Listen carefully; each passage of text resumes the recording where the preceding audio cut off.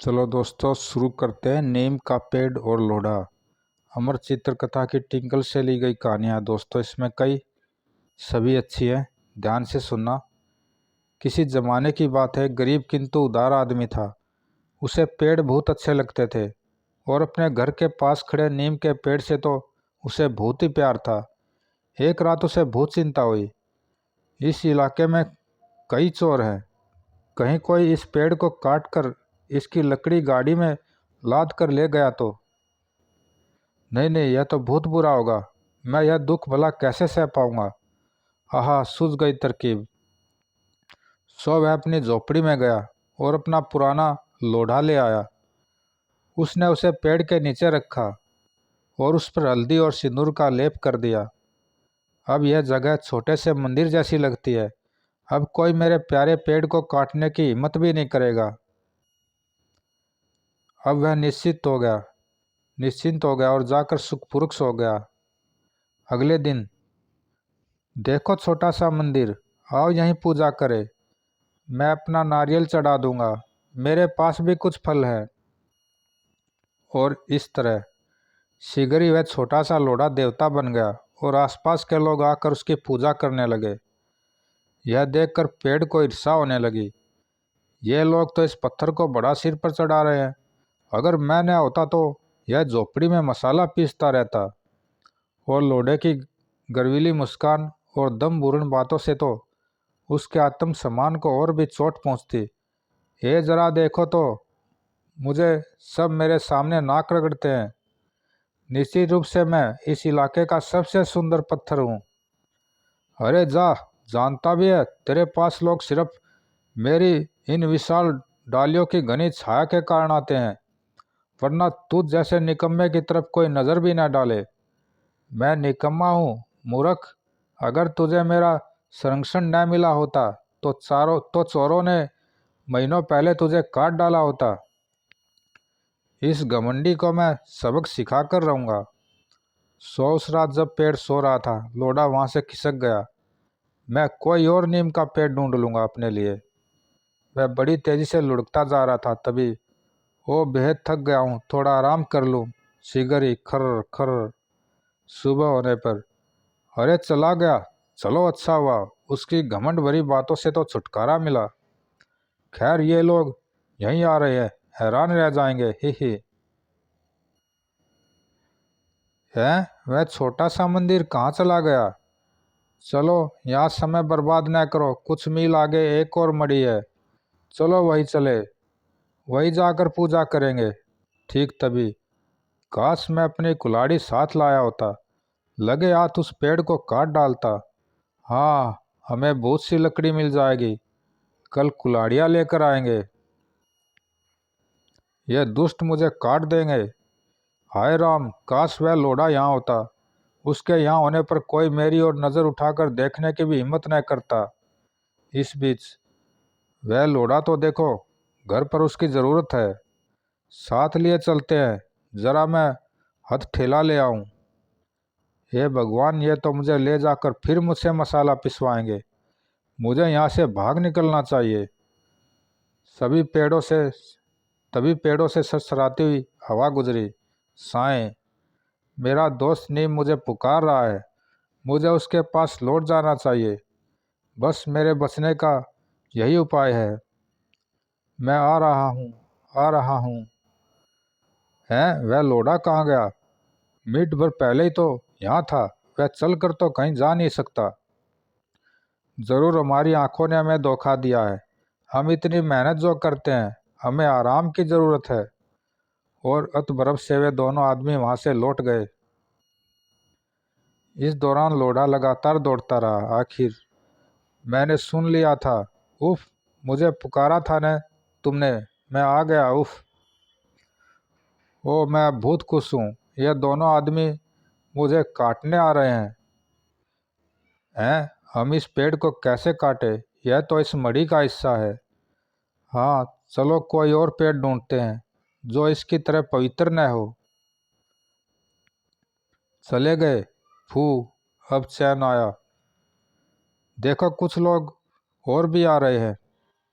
देवता वापस लौट आए, चलो यही पूजा करे। हाँ, दूसरी मड़ी तो बहुत दूर है। बहुत अच्छा। और फिर जल्द ही सब कुछ पूर्ववत हो गया। नीम के पेड़ और लोढ़े को सब सबक मिल चुका था। उस दिन से उनमें गाड़ी छनने लगी। एक तीर से दो शिकार। एक सुबह मीनाक्षी की सोने की अंगूठी गांव के कुएं में गिर गई। हे भगवान, अब मैं क्या करूं? समझ गई, अरुण सिंह की मदद लेती हूँ। शिगरी, अरुण सिंह जी, आप तो बहुत बढ़िया गोताखोर हैं। बस आप ही उसे निकाल सकते हैं। निकाल तो सकता हूँ, पर फीस 100 रुपये होगी। पर अरुण सिंह जी, इतने रुपए दे पाना तो मुश्किल होगा। कहा न 100 रुपये लगेंगे, उससे एक पैसा कम नहीं। हे भगवान, मैं क्या करूं? निराश मीनाक्षी घर वापस लौट रही थी कि वह कौन जा रहा है? जग्गू चोर। आज तक कोई उसे पकड़ नहीं सका, कोई सबूत ही नहीं है। हो सकता है शायद यही मेरे कुछ काम आ जाए। सो मीनाक्षी ने बाजार तक जग्गू का पीछा किया। आहा, मेरी सहेलियाँ खड़ी है, चलो अच्छा हुआ।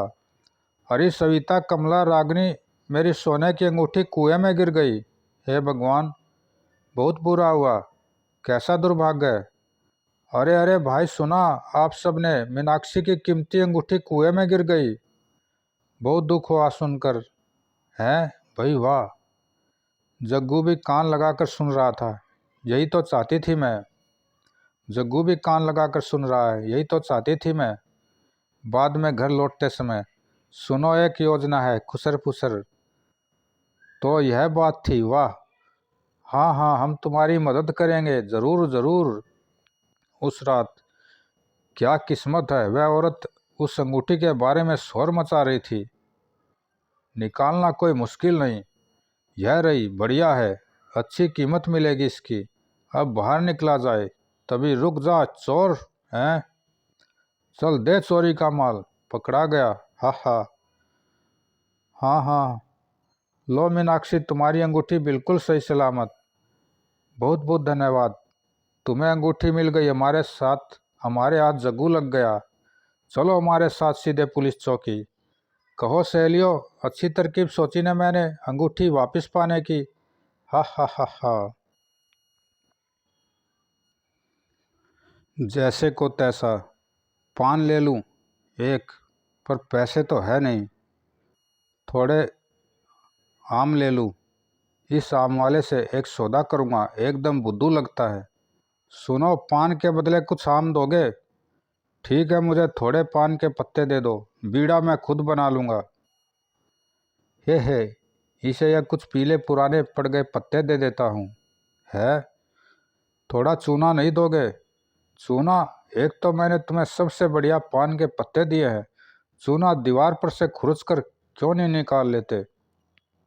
इस दूरत को मजा चखाता हूँ। अब मेरे आम, इसे ये कच्चे सड़े हुए आम थमा दूंगा। ये लो। अरे यह क्या? मैंने तुम्हें बढ़िया पीले पान के पत्ते दिए, अब मुझे वे पीले आम चाहिए। तुम्हें पीले आम चाहिए? इन्हें इस पीले रंग की दीवार पर रगड़ लो, ये पीले हो जाएंगे।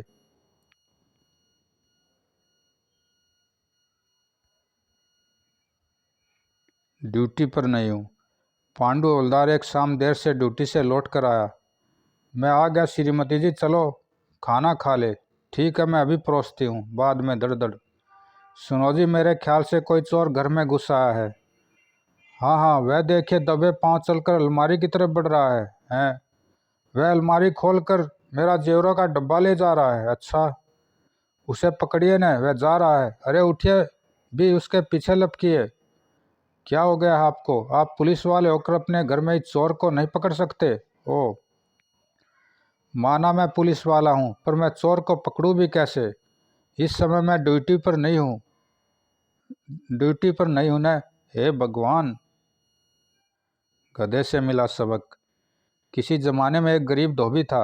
हाँ हाँ, जरा देखो तो, कभी ऐसा हास्यास्पद दृश्य देखा है?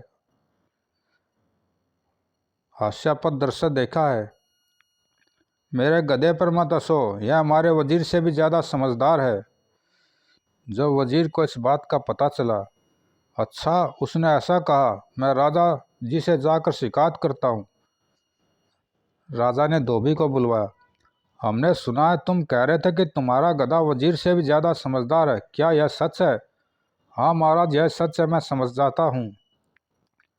एक दिन मैं अपने गधे के साथ एक पुल पर से गुजर रहा था कि उसका खुर एक छेद में चला गया।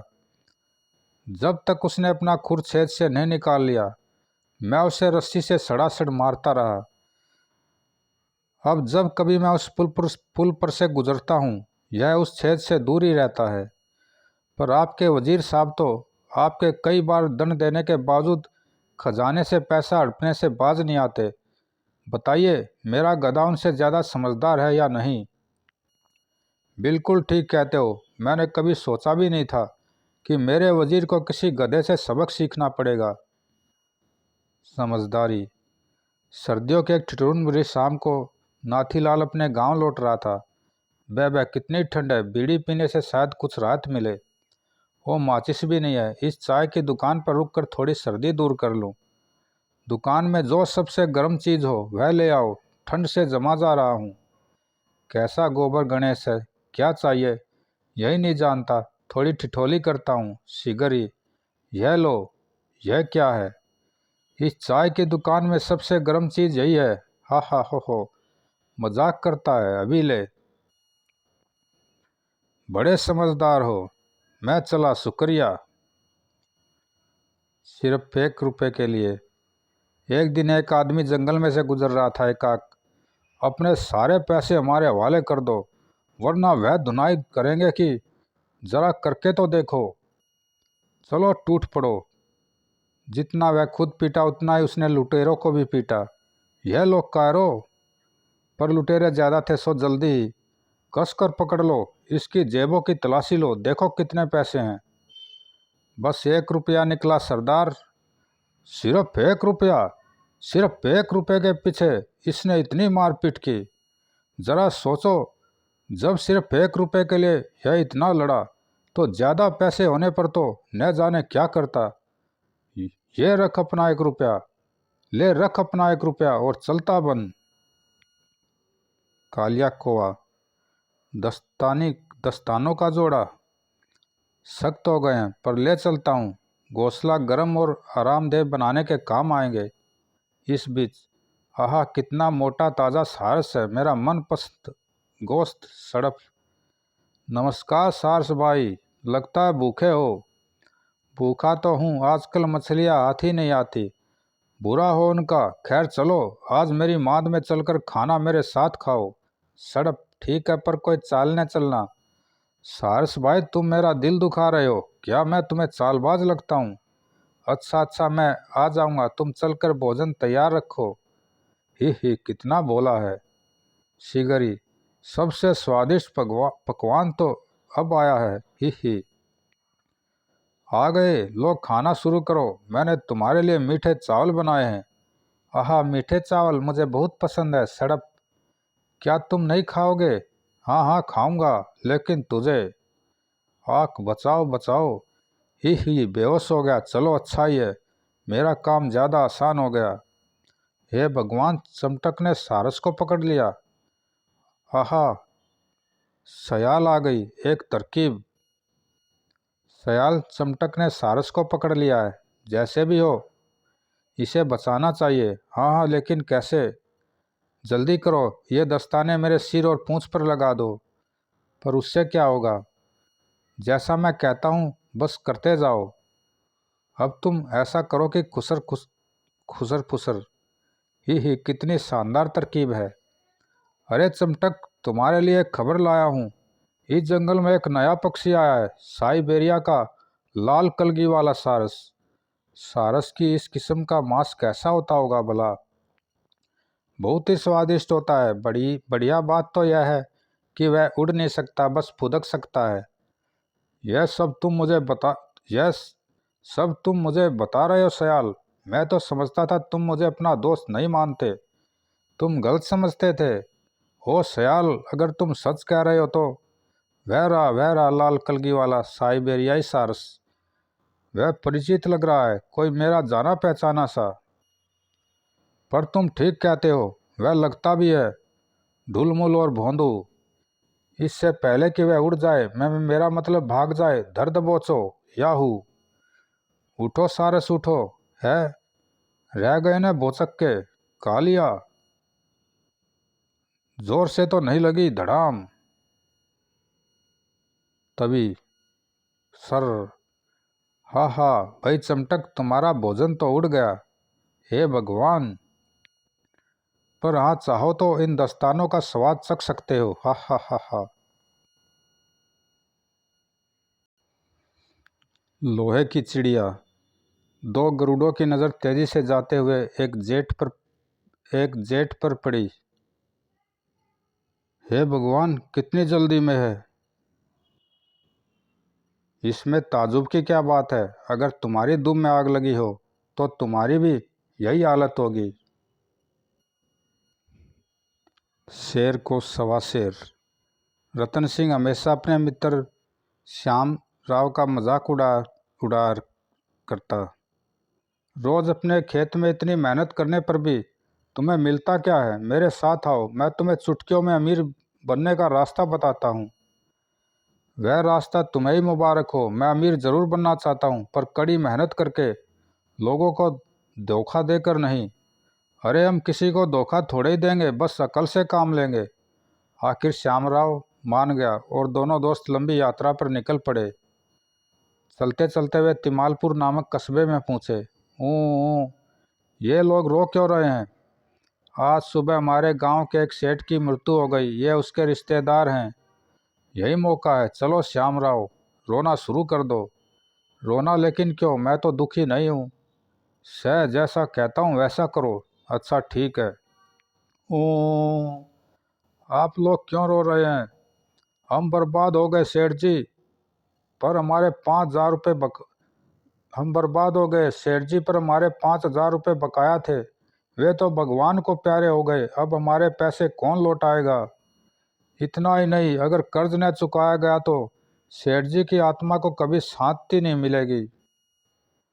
मेरे पिताजी बड़े नेक आदमी थे, उनकी आत्मा को शांति मिलनी चाहिए। तुम्हारे रुपए मैं लौटा दूंगा। यह लो 5,000 रुपये चांदी के सिक्कों में। शुक्रिया भैया, बड़ी मेहरबानी। अब हम चलते हैं। देखा, कहा था ना कि कितना आसान है। कुछ ही मिनट में हमने इतना कमा लिया जितना कि तुम बरसों में नहीं कमा पाते। हाँ, लेकिन मेरा हिस्सा तो दो।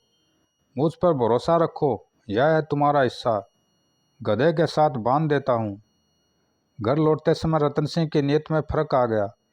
यह रुपए मैंने अपनी अक्लमंदी से हासिल किए हैं। अब किसी तरह सारे पैसे मैं ही क्यों न हथिया लूँ। सो कुछ देर बाद, श्यामराव थोड़ी देर यहाँ रुका जाए। तुम गांव से थोड़ा आटा खरीद लाओ, मैं चटपट खाना पकाने की तैयारी करता हूँ। जो ही श्यामराव गया, रतन सिंह गधे पर बैठकर 9-2-11 हो गया। हा हा, आसानी से मूर्ख बना दिया। गांव में कितनी सुंदर चप्पलों की जोड़ी है, खरीद कर रतन सिंह को भेंट में दूंगा। पर जब वह वापस आया, धोखेबाज चंपत हो गया। अच्छा सबक न सिखाया तो मेरा नाम श्यामराव नहीं। श्यामराव जल्दी से जंगल के एक छोटे रास्ते से निकलकर मुख्य रास्ते के एक मोड़ पर पहुंच गया। दूर से उसे रतन सिंह आता दिखाई पड़ा। वह आ रहा। अब अपनी योजना कार्यान्वित की जाए। एक चप्पल रास्ते में डाल देता हूँ, इस लालची की नज़र उस पर जरूर पड़ेगी। थोड़े ही फासले पर श्यामराव ने दूसरी चप्पल भी डाल दी। अब झाड़ियों में छिपकर मजा देखता हूँ। जल्दी रतन सिंह वहां से गुजरा जहाँ पहली चप्पल पड़ी थी। कितनी सुंदर चप्पल है, पर एक चप्पल का क्या करूँगा, यहीं पड़ी रहने दो। आगे पूछने पर उसे दूसरी चप्पल दिखाई दी। अरे काश मैंने पहली चप्पल उठा ली होती। खैर, वापस जाकर उसे भी उठा लाता हूँ, फिर मेरे पास चप्पलों की एक सुंदर जोड़ी हो जाएगी। सो रतन सिंह ने गधे को एक पेड़ से बांधा और वापस लौट पड़ा। जो ही वह नज़रों से ओझल हुआ, श्यामराव झाड़ियों से निकला। उसने गधे को खोला। हा हा, कैसा चकाया। उछलकर उसकी पीठ पर बैठा और वहां से चंपत हो गया। मेरी योजना सफल रही, अब सारे पैसे मेरे हैं। ही। वापस लौटने पर रतन सिंह की नज़र गधे पर भागते श्यामराव पर पड़ी। श्यामराव तो मेरा भी गुरु निकला। खैर, किसी तरह पैर घसीटता हुआ रतन सिंह वापस घर पहुंचा। गांव पहुंचते ही वह सीधे श्यामराव के घर पहुंचा। कहिए भाभी जी, श्यामराव कहाँ हैं? मैं क्या जानूं, आप दोनों साथ ही तो गए थे। ताजुब है, श्यामराव अब तक नहीं लौटा। उसकी पत्नी जरूर झूठ बोल रही है। इसका पीछा करता हूँ, शायद मुझे श्यामराव का ठिकाना पता चल जाए। तो मैंने ठीक सोचा था, सूखे कुएं में वह खाने की पोटली डाल रही है। जरूर श्यामराव इसमें ही छिपा होगा। अगले दिन भेष बदलकर रतन सिंह कुएं पर पहुंचा। मुझे विश्वास है चूड़ियों की खनखनाहट से श्यामराव धोखा खा जाएगा। चाल सफल रही। कुछ ही पल बाद, आज तो तुम बड़ी जल्दी आ गई भोजन ले आई। हाँ लो, थामो। रतन सिंह ने आवाज़ भी बदल ली थी, इसलिए श्यामराव मूर्ख बन गया। अरे आज तो तुम रोटियों में घी चिपड़ना ही भूल गई। घी खत्म हो गया था और खरीदने को पैसे भी नहीं थे। क्या मतलब पैसे नहीं थे? अरे भूल गई क्या? पैसों की थैली तो मैंने बिस्तर के नीचे ही छिपा रखी है। तो पैसों की थैली वहाँ है, अब समय नहीं है। श्यामराव की पत्नी के आने की आवाज़ सुनाई दे रही है। रतन सिंह तेजी से श्यामराव के घर पहुंचा। उसने झटपट बिस्तर के नीचे से पैसों की थैली निकाली और दौड़ता हुआ सीधे अपने घर पत्नी के पास पहुंचा। जल्दी कर, इस थैली को फौरन सुरक्षित जगह छिपा दे और ऐसा स्वांग कर कि जैसे मैं मर गया हूँ। इधर जल्दी ही रतन सिंह की पोल खुल गई और कुछ ही देर बाद श्यामराव उसके घर पर आ पहुंचा। हाय राम, मेरे पति सुरक्षित आ गए। है, मर गया? चलिए तो फिर इसका अंतिम संस्कार करे। हे भगवान, मैं इनके संग चंद घंटे और बिताना चाहती हूँ। ज़रूर, तब तक मैं भी इंतज़ार करता हूँ। बुरे फंसे। थकान हो रही है, मैं ज़रा अंदर जाकर थोड़ी देर आराम कर लूँ। ठीक है, तो फिर मैं भी जा रहा हूँ और ठीक समय पर आ जाऊँगा। भगवान तेरा शुक्र है, अब मैं उठ तो सकता हूँ। रतन सिंह उठकर बैठने ही वाला था कि वहाँ दो चोर आ गए। आहा, मुर्दा पड़ा है, यह तो बड़ा अच्छा शगुन है। चलो कोई इच्छा करे। हे मुर्दे, अगर राज भागन ने हमारा साथ दिया तो हम लूट के माल में से आधा माल तुम्हें देंगे। आहा, फिर तो थोड़ी देर और मरे पड़े रहने में कोई अर्ज नहीं। मगर जब चोर वापस लौटे, फूटी कौड़ी आथने लगी। यह सब इस मुर्दे की वजह से हुआ। मैं इस पत्थर से इसके दांत तोड़ डालूंगा। नहीं, ऐसा मत करो, देखो मैं तो जिंदा हूँ। बाप रे बाप, बचाओ, भूत। और डर के मारे चोर भाग खड़े हुए। तभी एक पेड़ के पीछे से श्यामराव निकलकर सामने आ गया। रतन सिंह हक्का बक्का रह गया। तुम? हाँ मैं। यह देखकर मुझे बेहद खुशी हो रही है कि तुम में फिर से जान आ गई। अब मेरे हिस्से के पैसे निकालो। ओह, क्या मुसीबत है। पहले भेष बदला, फिर मरने का स्वांग रचा। पैसों को अपने पास रख पाना कितना मुश्किल काम है। हाँ, शायद खेतों में हल जोतने से भी ज़्यादा मुश्किल है। न ठीक कहते हो, चलो पैसे बांट ले और आज से ईमानदारी से पैसा कमाकर गुजारा करेंगे, इसमें कोई दो राय नहीं। समाप्त दोस्तों, अच्छी कहानियाँ थी। ज़रूर लाइक सब्सक्राइब करना ताकि मैं आगे भी डालता रहूं। कमेंट में ज़रूर बताना कैसी लगी। धन्यवाद दोस्तों।